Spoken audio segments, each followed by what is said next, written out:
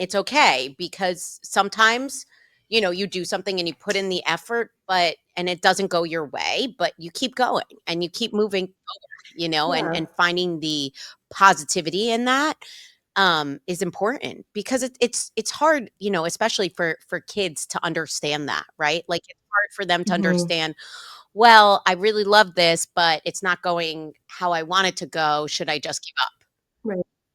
And so when my daughter says something like, I'm not good at something, like I'm not good at gymnastics, I couldn't do the handstand, I always say, you're not good at it Yet. yet. If it's important to you and you want to do it, yet is the thing. Like, look how long it took mommy with her book. Like, we use that as an example all I the love time. Even with things like school things, like I'm not good at reading. You're not good at reading yet because you haven't done it enough and you haven't practiced and you have to just keep going, like stuff Yeah, like that. yeah. No, that it's interesting how you frame that, because I think that, like, mom guilt can be so debilitating, and it's great Hmm. to change it in a way that you're helping your kids develop these functioning skills, right? Like, that they can then process and understand, and have them understand things a little bit differently. Cuz yeah, of course they miss their mom, and while you're out, but them understanding, like, this is mommy's job, and this is mommy's passion, and yes, mommy loves you, but mommy also loves writing, and mommy also so I Hmm. think that that's And like you're a whole person, and you want them to understand, like, as an adult, as a grown up, as an example, like you are a complete person that most of your life is about them and making them happy and keeping them safe and doing all the things with them. But you also have an interior life, and they yeah, should too. Because I read something recently that was like, your kids won't remember necessarily how you tell them to treat others, but they'll see how you treat yourself, and that's how they're going to treat themselves when they get older. And like that really struck a chord with me. Like, I want them to prioritize what they love and to prioritize, their families and their children, but also their own passions, and not lose themselves along the way in light of yeah, that. no, that's super important, because I feel like that's one of those things that wasn't as important when we were being raised, like, we weren't really taught Mhm. about self-care, and we weren't really taught about doing the things that you love and making sure that your cup is always full, right? Like, we were never really taught, I mean, Mhm. at least personally, like, I feel like I wasn't really taught to make sure and check in with myself, right? Make sure that I was okay. And I feel like it's so interesting, because I feel like I'm constantly having, like, these mental health check-ins with myself, because I know how important it is now, and since losing my mom and everything else, like, I feel like I consistently need to be like, okay, I know I'm feeling a certain way. Like, are we okay here? And then having those open and honest conversations with my kids, right? Because they have all these big emotions and they don't always know how to handle them. And so, making sure that they know what to do when they're having these big emotions, and a good example of that is that, sometimes I take myself out of the equation, and I'm like, mommy's going to sit outside by herself for 10 minutes, and then I will come back inside, Mhm. but I just need a second. And I saw my son do it the other day, and he's 6, and he was like, guys, I just need to go to my room for 5 minutes. I'll come back down. And his friends were over, and That's they were like, "Where did Brooks amazing. go?" I was like, "Brooks needed 5 minutes and he'll be back. He just needed 5 minutes to himself." And it's like, that's not something that I could do at that age, right? Like, that's not something that I Mm-mm. understood being able to, like, You weren't taught, no. yeah. I It was not part of our coping No, mechanisms. no, but Mm-mm. I am the first to say, "Mommy needs a break. Mommy will be right back." Right? Like, and now, and to see my kids, like, that resonate with them, like, that makes me feel like, "Okay, I did something. Okay, good job, Sam." Yeah, I mean, that's amazing. And also, like, there's so much more stimulus now. So, of course, we need breaks. We need breaks in a way that probably kids didn't 20 years ago, because there wasn't this onslaught of information and media and things and activities. Like, it was a much simpler time. Maybe every generation says that looking Right? back, but it really feels less chaotic when I think of my childhood than when I think of my kids' childhood. And yeah, like taking a break is so natural and smart, and like knowing what feeds you and what fills you back up when you take that break is so important. So yeah, I think that's all incredibly part of it. And I think two, going back to the question of mom guilt, it's like I try to be so present when I'm with my kids. Like we are together a lot all the time. Like I've structured my life in such a way where I'm there for the drop-offs, I'm there for the pickups, I'm there for the games, and I'm still managing to kind of do my job and write in between that. And so I feel less guilt because of that too. Because I'm around a lot. So it's not like, oh, mommy's never here. Mommy's here a lot. No, that's awesome. That's amazing. But at the same time, it's like it's the balancing act of relying on your partner Yeah. and making sure Mm-hmm. you picked the right partner that can help you with all of this, right? And I'm sure, at the Totally. beginning, was it easy for you to just be like, okay, like I can rely on you, James, like you got this, or did it take some learning? Like, was there a learning curve for you to be like, hey, I'm going. Here's what like, or were you always just like, no, it's great. He's good. He got this. Um, I mean, I have the world's most incredible partner and husband. He was the one who, like, from the word go, for years and years and years, when I had failures and setbacks and rejections, he was like, just keep writing, keep doing it. Like, this is what you want to do. When I had just had my twins, I was applying to graduate school for an Because, MFA the normal in thing to creative do when writing. you just have twins is apply for a master's program. Yes, exactly. Exactly. Yes. In between years, The normal thing. I told you it's all the weird in here. things and breastfeeding and formula and changing diapers. And you know what I'm going to do? I'm going to go back to school. What? Well, to be fair, I had applied before I knew I was Okay. pregnant.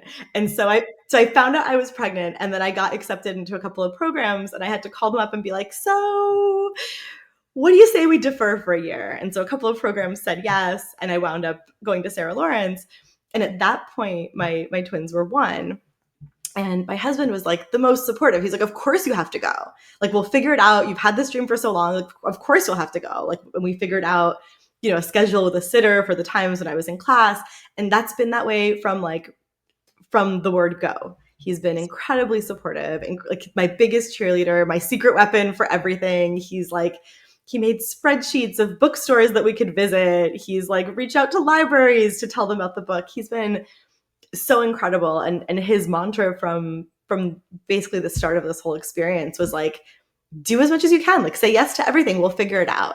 And that's been true. So even when I had the book tour, it was a lot of coordination. It was a lot of like, let's make sure everything is on the calendar, let's talk about these dates, let's make sure my parents are available to help and your mom's available to help and the sitter's available to help and everyone is covered. But it was never a question of like, oh no, don't do that because I don't want to or I can't. It was always like, we'll figure out a way to do it. Like, take every opportunity. Like, this has been your dream for your whole life. Like, what can we do to make it a success? So I'm incredibly blessed, incredibly fortunate to have the partner that I have. Yeah, for sure. No, that's incredibly amazing because he like was so much the driving force in getting you to where you are, which is Mhm. what more could you ask Yeah. for in a partner, right? Like that's exactly what we all want. We want our partners to understand everything we're going through and push us in the right direction. And that's just amazing. And I think that there's a lot of moms Yeah. out there that just feel guilty asking for that support from their partners, their spouses, their family, especially when it comes to childcare. It's always hard to like be like, hey, these are when I have big things coming up. Is it okay? Like, at least personally, like I always feel bad like if I have, because especially now, like tonight I have an event and my mother-in-law is coming to town for soccer tournament this weekend and I'm going to be at the soccer tournament, but I'm not Always. Yeah. Always so much. exactly. Always so much. And so what would you say to moms who just feel guilty about leaning on their family or partners for childcare? Mm. Like what would you tell them besides, like it's a partnership? I mean, it is a partnership. I mean, I feel that same guilt too. I sort of feel like, when I have something new come up, I always check in first before I agree to it, even though I know the answer is going to be, we'll figure it out. Um, but yeah, there's always this like, am I burdening you with this thing that I require? But then I think about it on the flip side too. It's like if James came to me and said, "Hey, I have a work thing. I have to go into the city." I'd be like, "Okay, sure, of course, go into the city. Like, we'll figure it out." And I think women especially have this this internal burden of like, we have to do it all. Like we have to be the bearer of everything. And, we're that cornerstone to the foundation of the family and the household and all of that. And you can do that to a point, but you have to also have support underneath you or you will break. And so I think we are very quick to discount the amount that we do and to feel like, oh, anything that we want taken off of our plate is a burden onto somebody else. And I think the way to frame it is, you're doing something to continue supporting your family. Like you're doing these things because either they're important to your career, they're important to your mental health and well-being. Like you're going to a book club one night, or you're seeing a friend for a drink, or you're going to, I don't know, see a movie by yourself, whatever it is, whatever your mental health needs. Like you will come back as a better partner, mother, dog mom, whatever, because you're recharged. You can't just run on fumes all the time. And so I think, there's the guilt for sure of, am I asking too much when I should be the one giving? But I think you have to balance it with like, what's the risk if you don't do this? Right? Are you missing a big opportunity? Are you going to look back and regret it and then be, frustrated or carry resentment because you didn't get to do this thing? So I think all of those things are, life is a balance. Like some things you're going to have to say no to because it doesn't work out, but um, you know, asking for help, the worst that somebody could say is, no, I'm really sorry, I can't. Exactly. No, you're exactly right. Like that's the only, you know, that's the only stepping stone, like or thing that you have to get through is just knowing that the worst that can happen is okay, I can't do it today. Okay.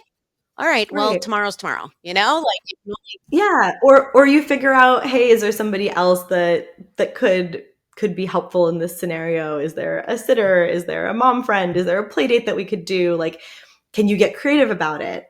But I think it's more dangerous in the long term to instantly say no to everything before you have any of those conversations because you're afraid to have those yeah. conversations. Yeah, no, exactly. No, I love that. I love that. And how do you like, okay, so what's your go-to way for keeping all the balls in the air, right? Like, are you Mm. a notes app type of person? Are you a post-it note person? Are you a notebook person? Which, really embarrassing. I showed Daria all my notebooks yesterday. Love them. I'm a writer, in case people don't know. Like I have to write all my to-dos and everything down, and then I have to cross them off because that's how my executive functioning needs. I mean, hello, I work for One Thrive. I got my board, my stuff. I got to do all the things. But yep. My assistant just gave me my weekly board. Oop, this way. Oh, so all the things. But coffee IV drip. What works for you? I mean, coffee IV drip for sure. Cheers. So interestingly, I think I divided up between the kind of task that I'm doing. So for creative work, there was a time in high school in my 20s where I could have a really good idea and I didn't have to write it down and I would just remember it for the next time I sat down. And those days are gone. There's too much else floating around about the kids' schedules and the school program and this and that. So I live and die creatively by my notes app. I will constantly be putting things into a note. So anytime I start a new book or a new project, that's the headline at the top of the note. That's the name of it. And I'll just keep going back to that note and like adding stuff so that when I'm stuck or when I'm looking for, oh, what was that good idea that I had? I know it's all in one place. That tends to work best for me. If I'm driving, sometimes I'll use the car's like voice to text function, and I'll dictate something into a note, which is hilarious when you go back and look at it. You're like, I'm sorry, what? But at least it gives me the high level things that I need to pinpoint close enough where I can remember and jog my memory about what that idea was. But in terms of keeping like life organized, we years ago, my husband and I made a joint Gmail account. So it is a Gmail account that has both of our names in it. And that's what we use for every single appointment. We have a joint calendar. So we can see it on our phones and it comes in a different color than like just my calendar or just his calendar. And anytime I open my calendar, I see like my stuff, but then I see the joint stuff. All the kids' things, all of their birthday parties, all of their practices, all of their rehearsals, they're all in that joint kind of app. Um, and that's really helped us keep track of like, okay, we need to have a family meeting, the adults every morning or the night before, and just say, what's happening tomorrow? Are you doing pick up and drop off for this? Am I taking them to art class and you're going to soccer or whatever it is? Um, so that's been really helpful. And it also helps keep track of like doctor's appointments and just knowing when the other person is out of the house. We both happen to have jobs where we work from home in different locations, thankfully. So that's really helpful to know like who's coming, who's going. You know, is somebody coming to, I don't know, fix the sump pump because something broke or like something happened to the washing machine, whatever it is. Like all of that goes on that calendar too. Um, so that's been the way that life gets organized, I think, most easily. And the other thing I started doing recently, which has been helpful, at least to me. So I used to be in this mindset where if I got an email or something while I'm on the go, I would read it and then I'd say, oh, I'll get back to them later. That was the kiss of death because I would sit down at the end of the day and couldn't remember who I needed to get back to. You know, were there 6 emails or were there 7? Like, did I respond to this person or didn't I?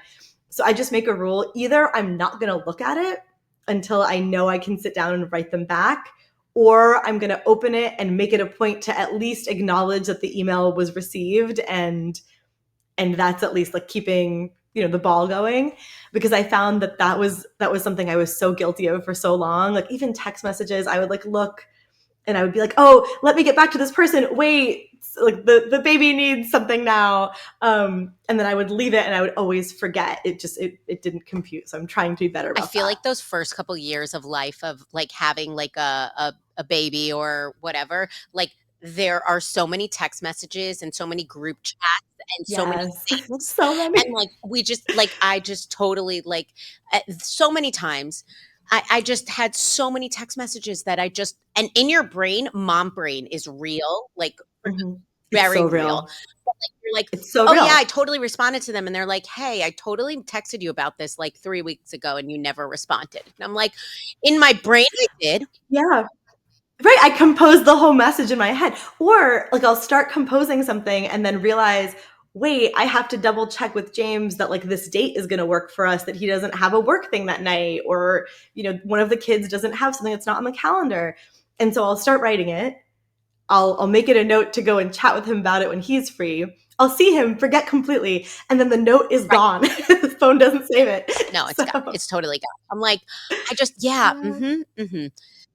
But that's like you have to give yourself grace because I know that happens to me and I try not to be a flaky person, and I know it happens to other people, and I accept that it is a thing we're all dealing with, and in 5 years it'll be a non-issue or less of an issue, but you know, that's life. It's life Right, right and then our now. kids will have technology, and then they'll be Oh no. gonna have to respond to those also on top of everything else, and, like, at that point, maybe they'll just be like a chip in their brain that I can just Oh no, no, no.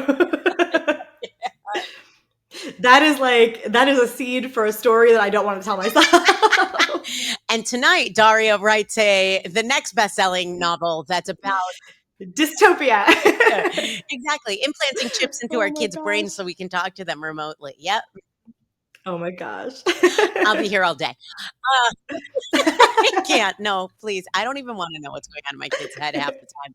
I'm like, Brooke sits 100% soccer, soccer, soccer, soccer, soccer. Winnie is unicorns and butterflies and fairies and speaking of when you right, sparkles, Sparkles. all the sparkles. She calls them sprinkles. They're not sparkles, they're sprinkles. Sprinkles. She also That's calls so the cute. freckles on your nose sprinkles too. That's It's even so cuter. so cute. But like now that sparkles are also sprinkles now, so then I got real confused. I was like, wait, what? Yeah. Mhm. They're Sparkles. sparkle sprinkles. Yes, yes. All the sprinkles, all of them, all of them. What is your like go-to tip that like actually makes the biggest difference in your sanity, right? Like the smallest thing that you do every Mhm. day that makes it like makes you keep going, right? Besides the coffee, because ditto, girl, ditto. I think that like honestly, I blame our high school for me having my coffee addiction because I'm pretty sure that's where it started. Mhm. Me too. Same. And the toxic Same. coffee. Because that bus came so early. You Oh couldn't my God, otherwise. 6:45. And not for nothing, my son's school starts at 8 o'clock now, but his bus doesn't pick him up till 7:20, thank God. Because his school's like around the corner. I didn't have to schlep to a magnet school that was 25 minutes from my house. Um, but Yep. you know, but yeah, no. So tell me, what's your biggest go-to to help persevere and get through everything? So I would say, I mean, I don't think there's one go-to. I think there's just constant moments in the day where I'm trying to like check in with myself, make sure I'm drinking water, make sure that I feel, hydrated and have had something to eat because I think moms will like we take care of ourselves Always. last. But one thing I try to do is just to get ready every day, whether that's like after I've dropped the kids off if things are really chaotic in the morning or before I've dropped them off if things are a little bit calmer, but just to like get myself ready and feel like a grown-up person because I think especially because I work from home and I do a job where it's me myself and my laptop a lot of the time. I feel like I don't need to get ready, but I feel like if I don't, I somehow don't feel like turned on for the day. I don't feel like I'm alert and awake and like going to go out in the world and do things. And even if I'm just sitting in my office by myself, feeling like, okay, I got dressed today, I did my hair, I'm like all ready, then I feel like at least I'm somehow more productive when that happens. I've heard that from a lot of people too, where they feel like if you stay in the pajamas or the sweatpants, then it feels like you're still kind of in like rest mode. And if you're going to like kick it into high gear with something else, just doing something as simple as like changing your outfit makes you feel like you're more present in that space. So I've been mentally tricking myself with that for a while. That's been working. I love that. I love that. It's funny you say that because first time mom Sammy was very much like one, I had really bad like PPA, PPD, like all of the things I Mm. had it, like I totally had the baby blues. Like I had all Oh. the things and I had an amazing baby nurse that she was like, honestly, she did more for me, I swear, than even, yes, she got my kid on a schedule and was amazing and all of that. But she was like, Samantha, go take a shower. Samantha, do your hair. Samantha, do your makeup. And it was Hmm. one of those things that I was like, oh, I don't need to. It's fine. Like, I'll take a shower tomorrow. It's fine. And she's like, no, no, you're taking a shower because I'm not handling the Yeah, do baby it. until you make yourself presentable. And I was like, oh, she Yeah. was like, it's one of those things that like you don't realize how much it impacts your mental load, but it totally does. Like putting yourself together Right. and little things, right? Like it's funny. I was sitting next to a new mom who has like a 6 month old at the nail salon the other day, and Aw. she was like, I have my mom said to me, like, go get your nails done, it'll make you feel better. And she's like, I didn't realize, but it's like Yeah, even those little self-care moments are so important. totally. So important, like my Totally. I held my cousin's baby for like an hour the other day and like just to like let her do things or just like sit and have a moment. And it's like you don't realize how important those things are. Yeah. And I think, as a new mom, at least I was struggling with confidence. I was struggling with getting my self-confidence back. And I think taking that check mark off, like how do I look? Do I look okay? Like that was a weight off that I didn't have to think about as I was struggling to get confidence back in other Yeah. ways too. So yeah, I don't know. I agree with you. It's like you feel like you're ready to take on the world, and it's such a small thing Right, relatively. exactly. I feel so guilty being like, "I had PPA and PPD," and you're like, "I had twins." Not a contest. We're all in it together. Rising tide lifts Wait, all so when you boats, when you lifts all went to the moms. doctor and you found out you were having twins, like, were you just did did you know? Did you feel like you were? Like, what? I wanna know how that went. Can I tell you a Yes, crazy please. story? Like an absolutely crazy story. And it's actually very apropos to this book. So this is like, we'll give you insight into who I am as a human and why this book came out of my brain. So I'm a person who's always believed in like spirits and contact from the other side and being able to have those connections. And so my mom's mom, my grandmother, she passed away basically a year to the day, not basically, exactly a year to the day from the day I found out that I was Whoa. pregnant. And we had been trying to have kids at that point, and when she passed away, I had found out like at her funeral. We were sitting at the repast, and I went to the bathroom and I got a period, and I was like, oh, I guess it didn't happen this month. Um, and I remember I was sick as a dog. I had like some sort of flu, gastro. It was very bad. It was very bad. Like so bad that I was home from work, which is like not a thing that usually happened. And so I'm laying in bed, and I knew based on like calendar that that was the day that I was supposed to test to see if I was pregnant. And I was like, there is no way. There's no way that if anything were to happen that it could survive this plague that I am living through. But I went in and I peed on the stick, and it said that I was pregnant. And then I looked at my calendar, and it said Grandma Irina passed away. Like this is the anniversary of it. And I had this like, I was like, I'm having twins. I had this feeling. Why? Why? My grandmother was not a twin. I just got chills. But I just got chills all over my body. I just thought I'd let you know. Okay, go ahead. she and my grandfather, see, she's here. She knows. She's like the gospel truth. She and my grandfather were both Gemini. And the word in Russian, which is what she spoke for Gemini, is the exact same word Yeah. as twin. It's not like Gemini and twin, it's twin and twin. And so growing up, she would always say, your grandfather and I are twins.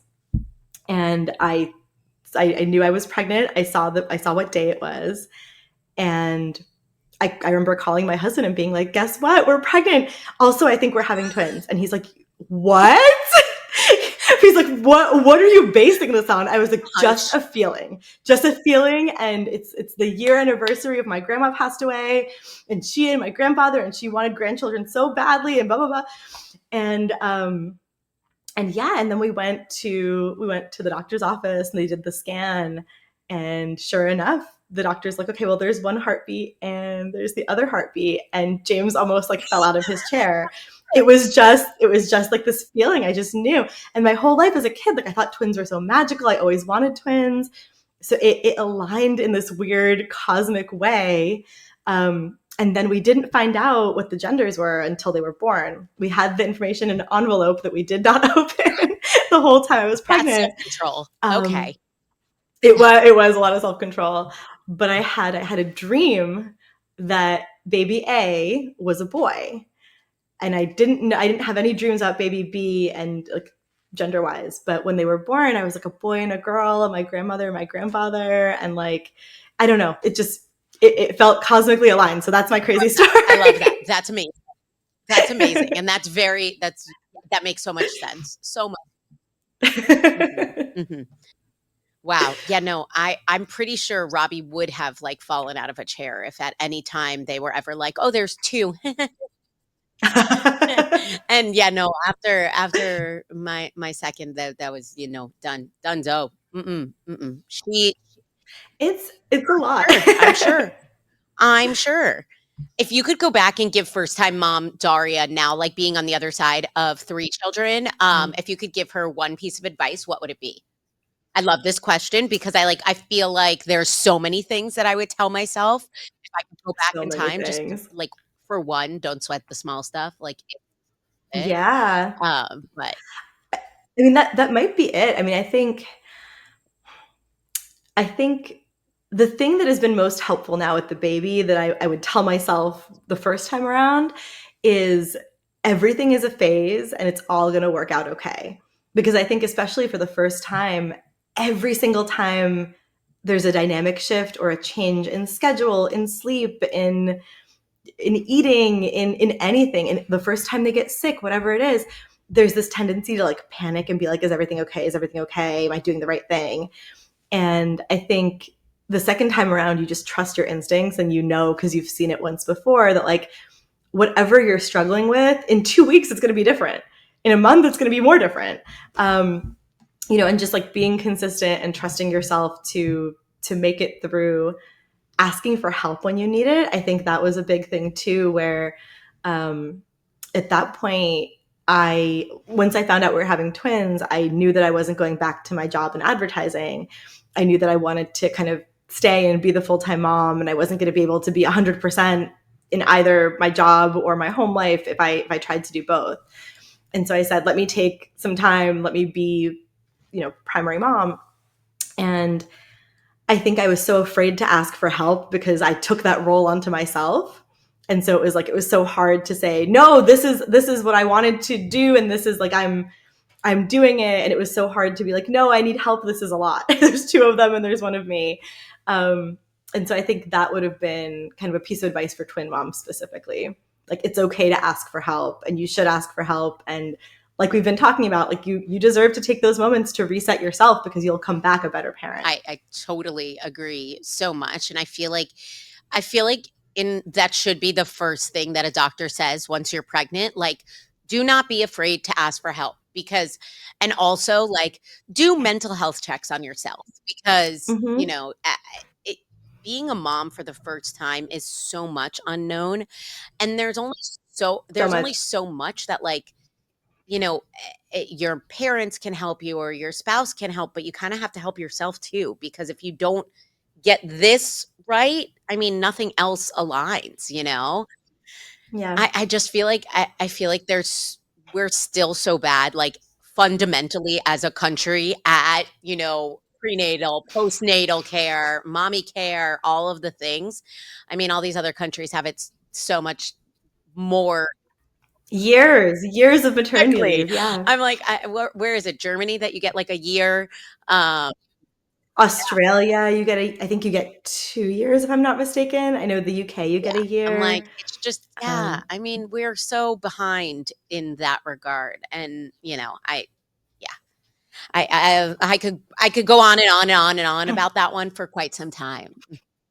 I think most moms Exactly. can. I mean, it's hard, and you feel so alone, and I mean, that is it's for me, I think my biggest thing to other first-time moms is just, like, find your village, like, Mm, find your village and talk to them, like, talk to them about everything and find people that you yes. can talk to them about everything. Yes, and if you can't talk to them, maybe they're not your Exactly, village. exactly, Yeah. that's just, like did you have a lot of, like, twin mom friends, like, when you got pregnant? No, I was the token twin mom. So, at the time we lived in Hoboken, which was amazing, incredible, like the best place ever to raise little kids, honestly. Um, and there was a Facebook group, and so maybe you can't tell from this podcast, but I am genuinely like a deeply introverted person, hence writer. So it takes a lot for me to go and introduce myself to a new person, to like say, hey, do you want to be friends? Like that gives me a lot of anxiety and agita. But I knew for the kids that I was going to have to do that. And I wanted them to have friends. I wanted to have play groups. Like I wanted all of that for them. So I joined this Facebook group that was specifically for kids born the summer they were born in Hoboken. And there were like 130 something moms that were all giving birth within those same couple of months. And we would meet up, there'd be a meetup of like 30 moms with 30 strollers and babies. And I was one of two or three twin moms in Hoboken. And for one of them, it was her second pregnancy, so she had an older kid, so she was already on a different schedule, different life, like had her established mom group. And one of them, I think, moved away pretty quickly after giving birth. So I was like token twin mom with all of the singleton moms. What's amazing though is I found this group of women. We're still all friends 7 years later. Our kids are all friends. We went to one of their birthday parties last weekend. And it's been so incredible growing up with this group, like with watching the kids grow up together. Like they treat each other like siblings, like cousins, even though we're in different places now. Some of us are in the burbs, some of us are still in Hoboken. Um, like watching that synergy when they get back together is so beautiful. And like I know that I have this group for my whole life of women that I respect and love and admire.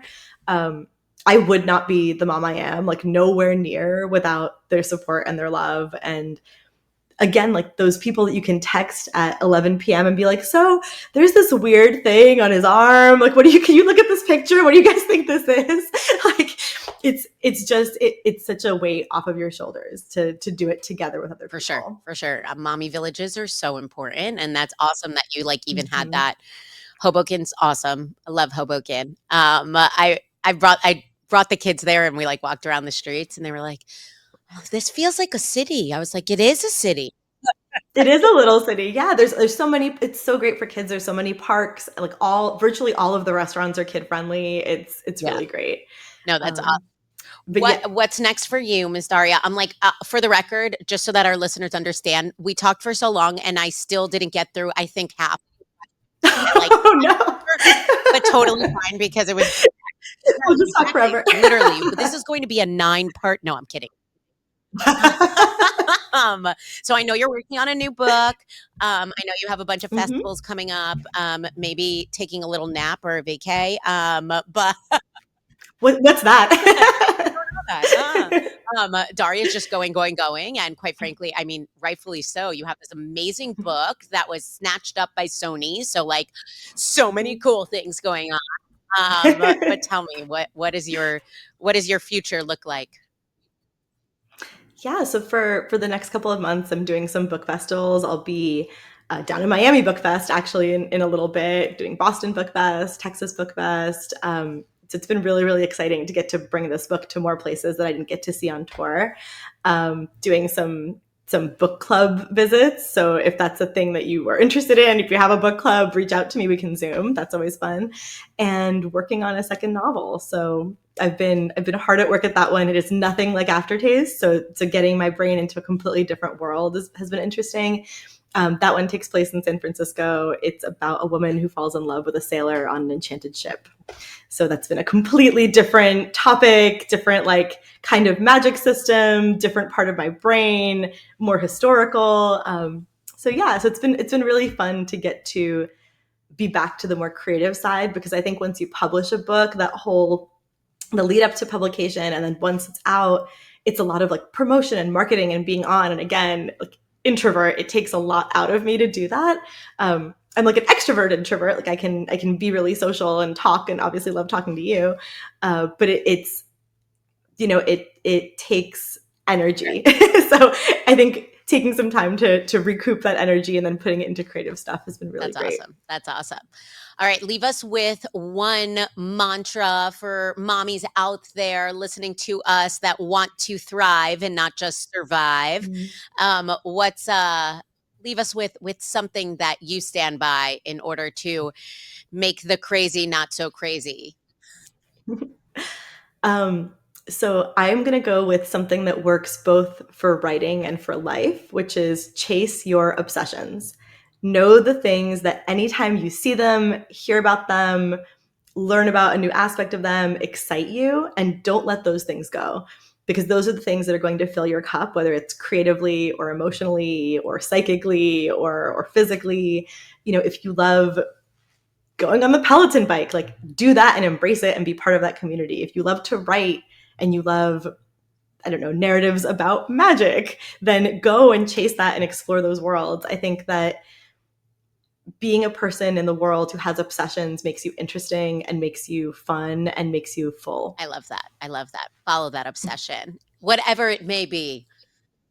whatever it may be. Well, awesome. Well, all my listeners out there, you have the opportunity to win yourself a signed copy of the amazing Daria LaBelle's wonderful book, The Aftertaste. Yes. And then you can be, look, there it is. Ha, ha, ha. We have it here, and we have a signed copy for one of you lucky listeners. So if you could go on, you need to follow us, and you'll see I'll have all of the details below for what you need to do to enter the giveaway. But we can't wait for you to read along with us. Maybe we'll just have one episode where we just talk about the book. Is so amazing.